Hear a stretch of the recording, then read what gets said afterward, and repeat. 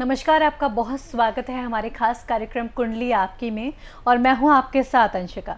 दर्शकों, कार्यक्रम कुंडली आपकी में आज हम बात करने वाले हैं ग्रहों की स्थिति के बारे में कि कौन सा ग्रह कौन से भाव में होना चाहिए तब वो क्या फल देते हैं, और इससे हमें ये भी पता चलेगा कि क्या हमारे ग्रह सही स्थान पर बैठे हैं या नहीं बैठे हैं। तो चलिए दर्शकों, बिना देरी की शुरुआत करते हैं कार्यक्रम की। हमारे साथ हमेशा की तरह उपस्थित हैं पंडित शेखर चंद्र शास्त्री जी, उनका स्वागत करते हैं। बहुत बहुत स्वागत है आचार्य जी। नमस्कार। नमस्कार आचार्य जी, आज का जो कार्यक्रम में हम बात करने वाले हैं ग्रहों की स्थिति के बारे में बात करेंगे और हमारे ग्रह, हमारी जो कुंडली के भाव में कौन से ग्रह कहाँ पर बैठे होते हैं इसके बारे में जानेंगे और उसका क्या प्रभाव होता है। सबसे पहले शुरुआत कर लेते हैं सूर्य ग्रह के बारे में।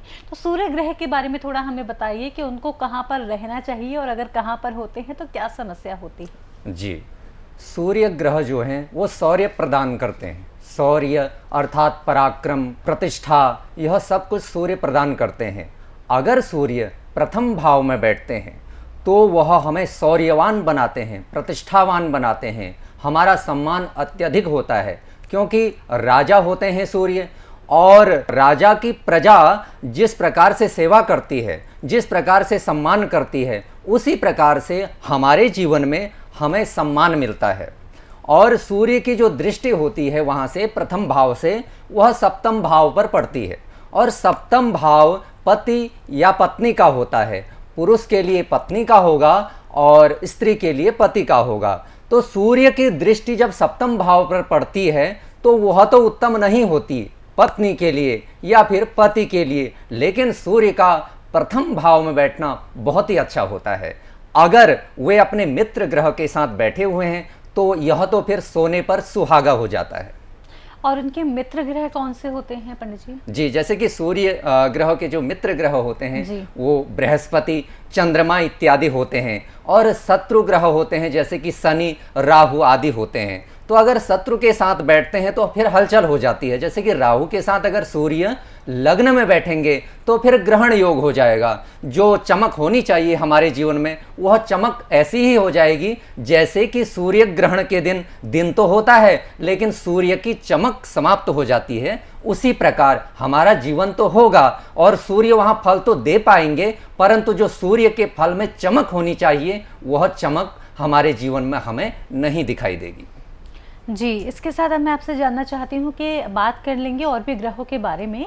तो आप मुझे अब ये बताइए कि जो सोमवार है, सोमवार के जो दिन को हम मानते हैं वो हम चंद्रदेव का मानते हैं। तो चंद्रदेव के बारे में अब आप हमें बताइए कि उनकी स्थिति क्या होनी चाहिए जो हमारे लिए शुभ फल लेकर आए और अशुभ फल किस स्थिति में आता है। जी, सूर्य के बाद चंद्रमा का नंबर आता है। कहा भी जाता है कि जैसे कि सूर्य राजा रानी, चंद्रमा रानी के स्थान पर आ जाते हैं। चंद्रमा यूँ तो पुरुष ग्रह हैं लेकिन उनको उस प्रकार की संज्ञा दी जाती है प्रभाव के कारण। जब हमारी कुंडली में सूर्य अच्छे होते हैं फिर आता है चंद्रमा का नंबर। चंद्रमा सोम भी कहा जाता है उनको, और चंद्रमा मन के कारक होते हैं, सूर्य आत्मा के कारक होते हैं। तो जब हमारी आत्मा बलवान होती है, हमें आत्मबल मिलता, उसके बाद आता है मनोबल। हमारा मन कैसा है? अगर हमारे चंद्रमा लग्न में बैठे हैं तो वह जातक, वह बालक या बालिका चंचल प्रवृत्ति के होंगे। चंचल प्रवृत्ति भी दो प्रकार की होती है। एक तो आपने देखा होगा किसी में जब चंचलता होती है तो बहुत अच्छा लगता है, उनका स्वभाव हमें बहुत ही अच्छा पसंद आता है। तो ये इसलिए होता है जब चंद्रमा की स्थिति अच्छी होती है। चंद्रमा की स्थिति अगर अच्छी होगी तो भी वह चंचलता प्रदान करेंगे, लेकिन वह चंचलता अमृत तुल्य होगी। अगर चंद्रमा अशुभ स्थिति में है, जैसे कि नीच के हो गए हैं, लग्न में हैं और पापी ग्रह के साथ बैठे हैं, जैसे कि शनि के साथ बैठे हैं और राहु के साथ बैठे हैं, तो राहु तो जिस प्रकार से सूर्य के ऊपर ग्रहण लगाते हैं उसी प्रकार चंद्रमा के ऊपर भी ग्रहण लगा देते हैं। तो ऐसी स्थिति में भी चंचलता उत्पन्न करेंगे चंद्रमा, लेकिन वह चंचलता फिर अच्छी नहीं कही जाएगी, वह चंचलता तो विष तुल्य होगी। जी बिल्कुल आचार्य जी, इस पर और हम आपसे चर्चा करेंगे। फिलहाल एक कॉलर जुड़ गए हैं, उनसे बात कर लेते हैं। प्राची जुड़ गई हैं दिल्ली से। बहुत स्वागत है प्राची आपका। जी धन्यवाद मैडम। जी प्राची जी, आपका date of birth, time of birth और प्लेस ऑफ बर्थ बताइए। जी, मेरा डेट ऑफ बर्थ है 18 जून जी 18 जून। 1996। जी टाइम बताइए। टाइम है शाम के 6:30 बजे। कहाँ हुआ था आपका जन्म? दिल्ली में ही। जी, क्या प्रश्न है आपका? जी, पिछले 6 महीने पहले मेरी शादी हुई थी।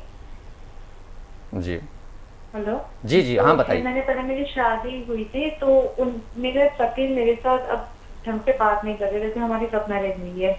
जी जी जी जी जी जी जी जी, आपका प्रश्न हमने सुन लिया है। आपका वृश्चिक लग्न है और कर्क आपकी राशि है। अभी हम चंद्रमा के ऊपर बात कर रहे थे, तो चंद्रमा जो हैं आपके स्वग्रही होकर के भाग्य स्थान में बैठे हैं। तो चंद्रमा तो आपके अच्छे हैं, जो आपको प्रसन्नता प्रदान कर रहे हैं। अच्छे चंद्रमा अच्छी प्रसन्नता आपको प्रदान कर रहे हैं, लेकिन आपके जीवन में यह बाधा आई है सप्तम भाव संबंधी कि पति पत्नी में आपके प्रेम मेल नहीं है।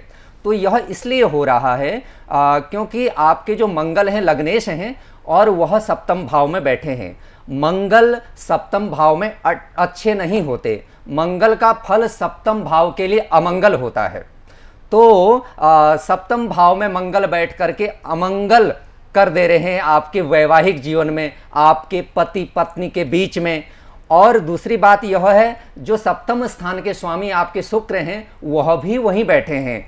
तो शुक्र तो वहां पर अच्छा कर रहे हैं, परंतु मंगल वहां पर अच्छा नहीं कर रहे हैं। तो मंगल का मैं आपको उपाय बताता हूं। यहां पर क्या हो रहा है कि गर्मा गर्मी हो जाना, इस प्रकार से हो जाना, ऐसी स्थिति मंगल उत्पन्न कर रहे हैं। तो मंगल का आप उपाय नोट कीजिएगा। आप एक तो मंगलवार को मंगल का दान करें। दूसरा आप उपाय यह करें कि मंगल का आप जप करवाएं और मंगल का आप पूजन करवाएं, जिससे कि मंगल देवता आपसे प्रसन्न होंगे और आपके सप्तम भाव को मंगलमय बनाएंगे। और मंगल का आप रत्न धारण मत कीजिएगा। लग्नेश होने के कारण तो आप मंगल का रत्न धारण कर सकते हैं, परंतु मंगल जो हैं आपके लग्नेश के साथ साथ षष्ठेश भी हैं और छठा भाव अशुभ माना जाता है। इसलिए आप मंगल का मूंगा रत्न धारण मत कीजिएगा। आप मंगल की प्रसन्नता के लिए, मंगल की शांति के लिए मंगल का पूजन करवाइए और मंगल का जप करवाइए। जी, इसी के साथ पंडित जी, जैसे कि अभी आपने बताया कि मंगल का दान करना है, तो मंगल का दान में क्या कुछ कर सकते हैं? हाँ, मंगल के दान में लाल वस्तुओं का दान होता है। लाल वस्तुएं जैसे कि लाल दाल, लाल वस्त्र, लाल फल इत्यादि जो लाल वस्तुएं होती हैं, पवित्र वस्तुएं होती हैं, उनका हम मंगलवार को प्रातः काल दान करें। यह मंगल का दान कहलाता है। जी, उम्मीद करते हैं प्राची जी आपको आपके सवाल का जवाब मिल गया है। इन उपायों को करेंगे तो जो आपके संबंधों में अब थोड़ी सी खटास आ गई है आपके हस्बैंड के साथ, वो नहीं रहेगी और संबंध आपके बहुत मधुर होते जाएंगे। इसी के साथ बाकी के दर्शकों को भी कहना चाहूँगी, आपके जीवन में यदि कोई समस्या आ रही है तो आपको चिंता बिल्कुल भी नहीं करनी है। आप बस हमसे एक कॉल दूर हैं। टीवी पर लगातार नंबर्स फ्लैश हो रहे हैं, नंबर्स पर आप कॉल कर सकते हैं, पंडित जी से जुड़ सकते हैं और अपनी समस्याओं के समाधान प्राप्त कर सकते हैं। आपको बता दूं कि आप हमें 24/7 कभी भी कॉल कर सकते हैं।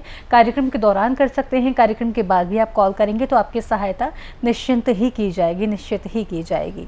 इसी के साथ पंडित जी, आज हम जो चर्चा कर रहे हैं, आपसे हमने चंद्रवार के बारे में तक जान लिया था। अब मंगल की अभी बात भी हो गई, तो मंगल को थोड़ा सा और डिटेल कर दीजिए कि मंगल को कहाँ पर विराजमान होना चाहिए और कहीं और अगर विराजमान होते हैं तो क्या समस्याएं आती हैं और फिर उसका उपाय कैसे करें? जी, मंगल को विराजमान होना चाहिए दसम भाव में। हमारे यहाँ कहा जाता है ज्योतिष शास्त्र में कि मंगल अगर जिस जातक के दसम भाव में विराजमान होते हैं तो वह जातक अपने कुल में दीपक के समान होता है।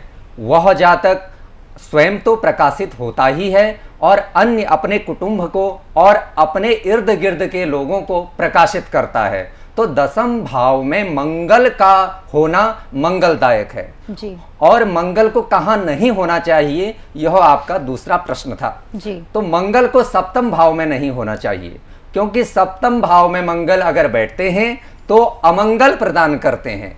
पति पत्नी के बीच में मंगल अमंगल प्रदान कर देते हैं। यह एक पृथककारी ग्रह माने जाते हैं, क्योंकि मंगल पति पत्नी के लिए अच्छे नहीं हैं और अगर मंगल लग्न में बैठे हैं वहां से भी मंगल सप्तम भाव पर दृष्टि डालते हैं, क्योंकि सभी ग्रह अपने से सप्तम भाव को देखते हैं।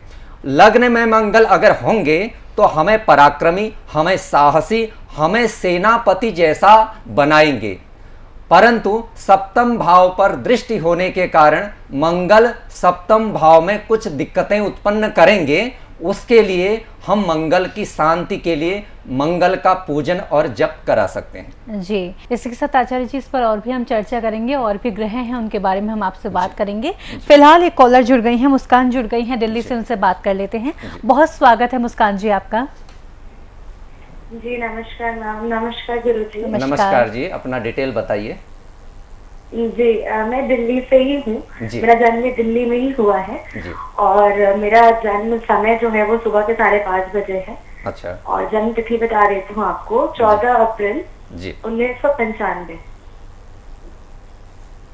टाइम क्या बताया आपने?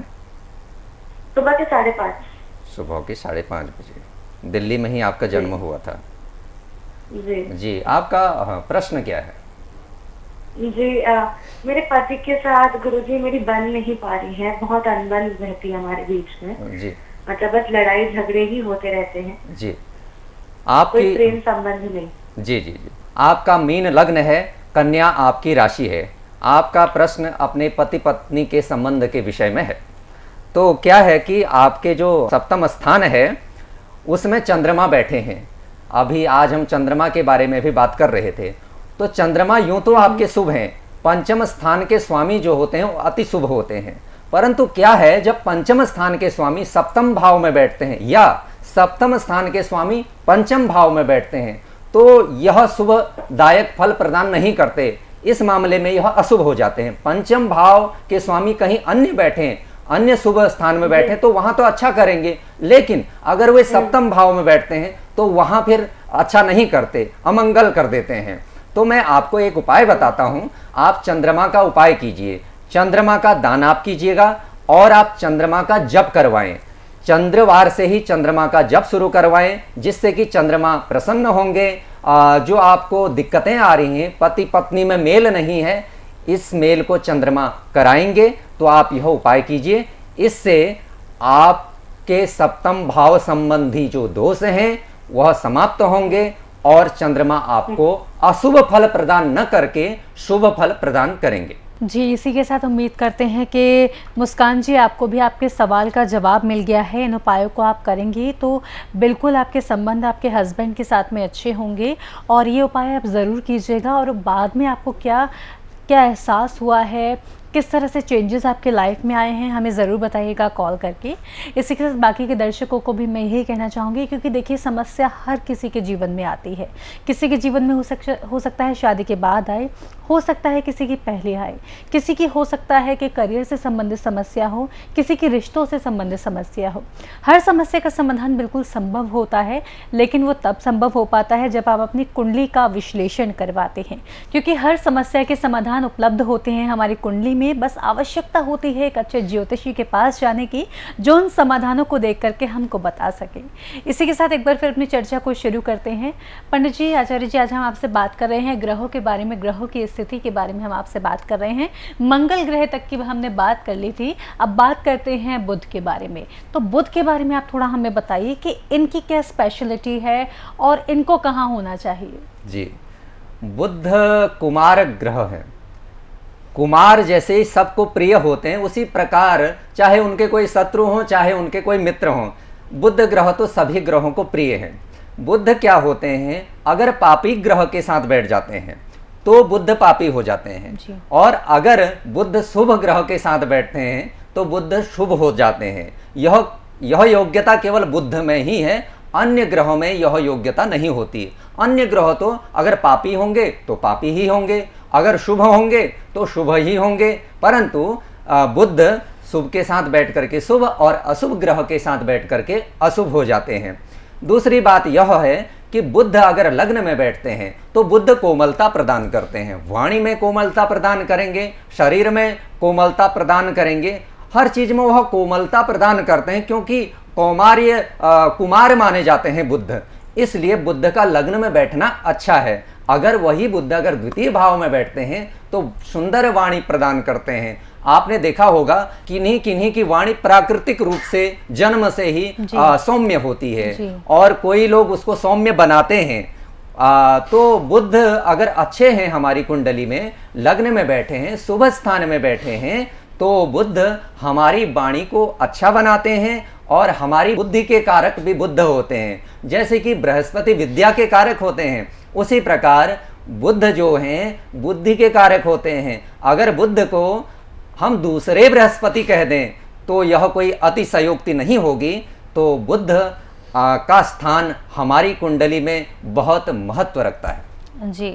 और इनके बारे में मैं आपसे ये जानना चाहूँगी, जैसे कि आपने बोला कि जिनकी वाणी कोमल होती है, मतलब सौम्य वाणी होती है, बहुत सॉफ्ट नेचर के जो लोग होते हैं, वो बुद्ध के कारक माना जा सकता है कि बुद्ध की वजह से उनका ऐसा स्वभाव है। और जो गुस्से वाले होते हैं आचार्य जी, उनका कौन सा ग्रह होता है? जी जी जी जी जो गुस्से वाले होते हैं उनका जो मंगल होता है वह सही स्थिति में नहीं होता। अच्छा। लग्न को प्रभावित कर रहा है, बुध को प्रभावित कर रहा है, चंद्रमा को प्रभावित कर रहा है, तो इसलिए वे लोग गुस्से वाले हो जाते हैं। तो गुस्से का जो कारण ग्रहों में होते हैं वो मंगल होते हैं, क्योंकि मंगल सेनापति कहे जाते हैं जी।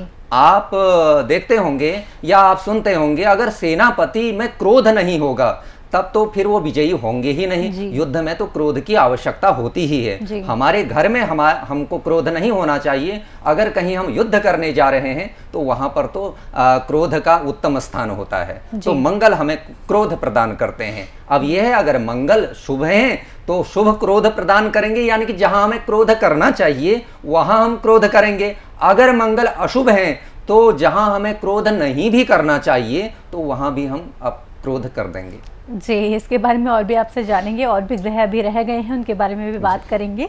फिलहाल एक कॉलर जुड़ गई हैं, कनिका जुड़ गई हैं कलकत्ता से, आइए उनसे बात कर लेते हैं। बहुत स्वागत है कनिका जी आपका। हेलो। हाँ जी कनिका जी बोलिए। पंडित जी, मेरा नाम कनिका है, कोलकाता से बात कर रहे हैं। जी कनिका जी, अपना date of birth, time of birth, place of birth बताइए। Date of birth 15 October 2003। Time बताइए। शाम के 4:30 बजे, दोपहर के 4:30। हाँ,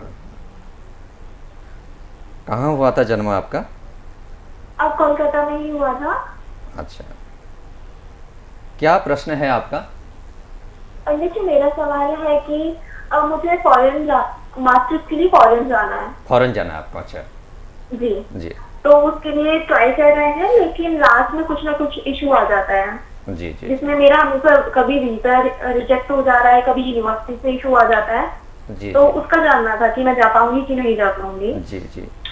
मीन लग्न की आपकी कुंडली है और वृष आपकी राशि है। चंद्रमा आपके तृतीय स्थान में बैठे हैं और चंद्रमा आपके पंचम स्थान के स्वामी हैं। तो विद्या प्राप्ति के समय भी आपको कुछ दिक्कतों का सामना करना पड़ा होगा। आपकी कुंडली को देख करके हमें ऐसा लगता है। आपका प्रश्न है विदेश यात्रा के मामले में। तो विदेश यात्रा को जो स्थान होता है वह द्वादश स्थान होता है और विदेश यात्रा के जो कारक ग्रह होते हैं वह राहु माने जाते हैं। तो राहु आपके द्वितीय स्थान में विद्यमान है। तो कभी कभी क्या होता होगा आपके साथ, आपके कुटुंब से ही आपको विदेश यात्रा न करने की सलाह दी जाती होगी, क्योंकि आपके कुटुंब स्थान में राहु बैठे हैं और कुटुंब आपके कोई रिश्तेदार भी विदेश में रहते हैं, ऐसा भी कुछ है? कोई रहता नहीं है।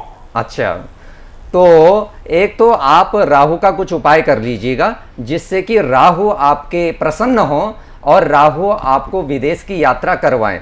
और विदेश यात्रा के भाव को अगर हम देखें तो वहाँ पर मंगल विराजमान है और जो विदेश यात्रा के स्वामी हैं शनि, वह चतुर्थ स्थान में है। विदेश यात्रा तो आपकी होगी, परंतु आप दो उपाय करें। एक तो मंगल का आप उपाय करें और दूसरा आप राहु का उपाय करें। मंगल जो वहाँ दिक्कतें उत्पन्न कर रहे हैं विदेश यात्रा के स्थान में, वहाँ क्या है कि शनि उस घर के स्वामी हैं जिस घर से विदेश यात्रा का विचार किया जाता है और वहाँ मंगल बैठे हैं। मंगल और शनि की आपस में शत्रुता होती है, इसीलिए मंगल आपकी विदेश यात्रा में रोक लगा रहे हैं। इसलिए आप मंगल की पूजा और मंगल का जप और राहु की पूजा और राहु का जप करवाइए।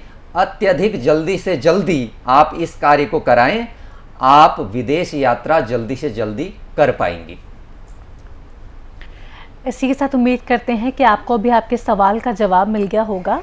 पंडित जी, मैं आपसे ये जानना चाहूँगी कि जैसे इनकी जो समस्या है कि विदेश जाना चाहते हैं, तो विदेश जाने में कौन से ग्रह सपोर्ट करते हैं, कौन से ग्रह अच्छे होने चाहिए? जी, विदेश यात्रा के लिए राहु अच्छे होने चाहिए। अच्छा। राहु अन्य कार्यों के लिए तो अच्छे नहीं होते, कपट कर देते हैं या फिर कार्यों को बिगाड़ देते हैं, लेकिन विदेश यात्रा राहु कराते हैं। अच्छा। और दूसरे जो कारण बनता है विदेश यात्रा का, वो यह है कि द्वादश भाव से विदेश यात्रा का विचार किया जाता है। अच्छा। तो द्वादश भाव की स्थिति अच्छी होनी चाहिए, द्वादश भाव में अच्छे ग्रह होने चाहिए और द्वादश भाव में शनि की दृष्टि नहीं होनी चाहिए। अगर शनि की दृष्टि द्वादश भाव में पड़ती है तो द्वादश भाव संबंधी दिक्कतें उत्पन्न होती हैं, जैसे कि विदेश यात्रा में रुकावट होना। और एक बात मैं और बताऊं, द्वादश भाव से सैया का विचार भी किया जाता है, यानी कि नींद का विचार भी किया जाता है। जब द्वादश भाव की स्थिति अच्छी होती है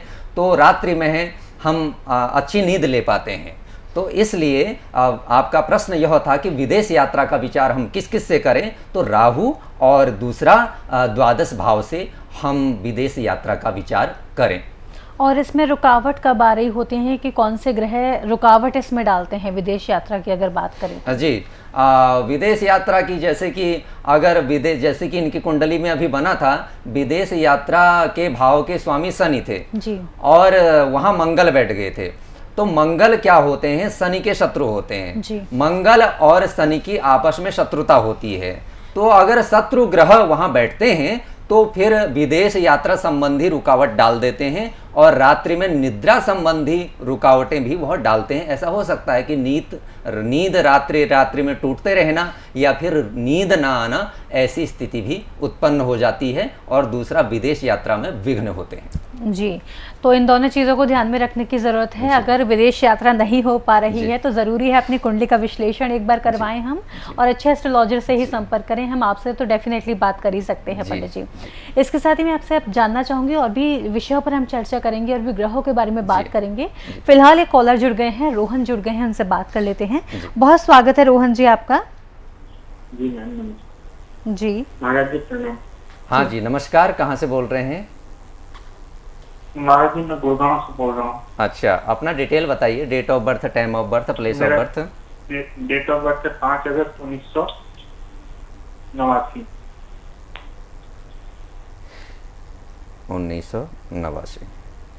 1989 जी। जी, टाइम बताइए। टाइम 11 बजे। दिन के रात के? हाँ, दिन के। अच्छा, 11 बजे। कहाँ जन्म हुआ था आपका? गुड़गांव में। गुड़गांव में ही आपका जन्म हुआ। क्या प्रश्न है आपका? प्रश्न ये है महाराज जी कि मेरे घर में जो है, मैं कमाता हूँ ठीक है, लेकिन पैसे जो है वो अभी टिकते नहीं है, और साथ में घर में जो है अपनी वाइफ के साथ लड़ाई भी होती रहती है मसलों को लेकर। तो खर्चा वगैरह ज्यादा हो जाता है, पैसे टिकते नहीं है। जी जी, आपका कन्या लग्न है और सिंह आपकी राशि है। आपका जो प्रश्न है बिल्कुल जायज़ है, क्योंकि आपकी कुंडली में ऐसी स्थिति बन रही है। द्वितीय स्थान धन का होता है और धन स्थान के स्वामी शुक्र हैं आपकी कुंडली में, और शुक्र व्यय स्थान में बैठे हैं। तो जो भी ग्रह जिस भाव के स्वामी होते हैं वो अगर वो व्यय भाव में बैठ जाते हैं तो क्या होता है, उस स्थान संबंधी हानि होती है। यानी कि धन के मालिक अगर व्यय स्थान में बैठ जाएं तो धन तो रुकता ही नहीं है, खर्चे पर खर्चा होता जाता है। यानी कि हमको तो कर्जा भी लेना पड़ता है, लोन लेना पड़ता है, उसको भी हम चुका नहीं पाते समय पर।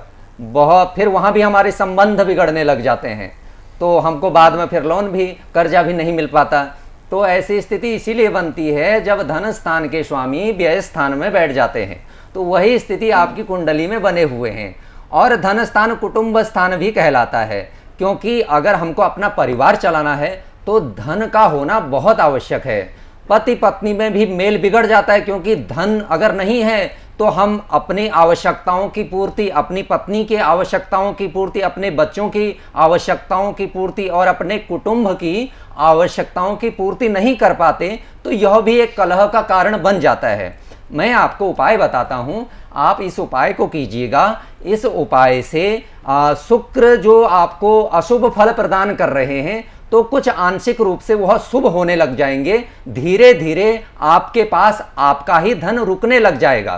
तो आप शुक्रवार का एक तो व्रत करें, शुक्र ग्रह इससे कुछ शांत होंगे। तो कुछ टाइम के बाद जब आप 5, 6, 7 इस प्रकार के व्रत कर लें, उसके बाद आप शुक्र का जप करवाएं, जिससे कि शुक्र आपके प्रसन्न होंगे और आपको सुख सुविधाएं प्रदान करेंगे और धन भी आपका रुकने लगेगा।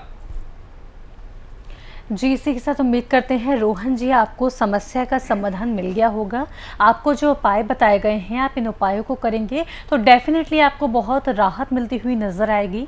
और इसके साथ ही आपके साथ और भी हमारे जो दर्शक हमें देख रहे हैं, उनको मैं यही कहना चाहूँगी कि अगर आपको भी लग रहा है कि जीवन में कोई समस्या आ रही है, बहुत समय से रुकी हुई है, जा ही नहीं रही, तो आपको उसका उपाय कराने की आवश्यकता है।